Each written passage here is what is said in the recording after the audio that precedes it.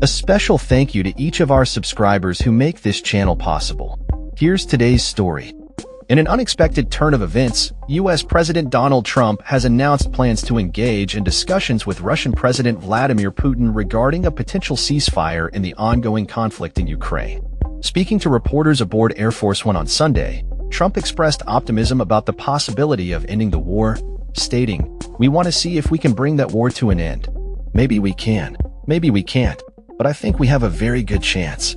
This announcement comes as tensions continue to mount, with both sides trading heavy aerial strikes over the weekend.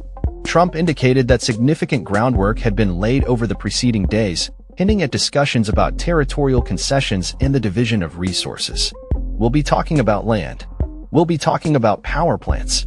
I think we have a lot of it already discussed very much by both sides, Ukraine and Russia," he remarked. However, the path to peace is fraught with challenges, particularly regarding Ukraine's NATO membership. A senior Russian official, Deputy Foreign Minister Alexander Grushko, has made it clear that any peace agreement would require Ukraine to remain neutral and refrain from joining NATO. In an interview with the Russian media outlet Izvestia, Grushko stated, "Only by establishing such guarantees can lasting peace in Ukraine be achieved and regional security strengthened overall. A neutral status for Ukraine and NATO countries refraining from accepting it as a member of the alliance should be part of these guarantees."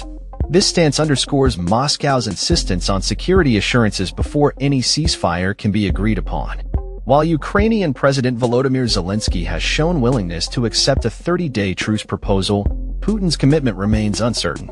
The Russian leader has expressed skepticism about the initiative, suggesting that it primarily benefits Ukraine as Russian forces continue to gain ground. Zelensky has accused Moscow of seeking to improve its position on the battlefield before considering a ceasefire. The conflict has seen significant territorial shifts, particularly in the Kursk region, where Russian forces have recently driven Ukrainian troops from areas previously under Kyiv's control. The stakes are high as Trump prepares for his conversation with Putin on Tuesday. His special envoy, Steve Witkoff, has characterized the discussions between U.S. and Russian officials as positive and solution-oriented. However, there are lingering questions about the concessions being demanded by Russia, which may include the surrender of Ukrainian forces in contested regions and limitations on Ukraine's military capabilities. French President Emmanuel Macron has weighed in on the situation, asserting that Ukraine's sovereignty must be respected and that Russia's agreement is not a prerequisite for the deployment of peacekeeping forces if Ukraine requests them. This statement aligns with broader Western support for Ukraine amid ongoing hostilities. As the diplomatic landscape evolves, the world watches closely to see if Trump's outreach to Putin can yield a breakthrough in the quest for peace.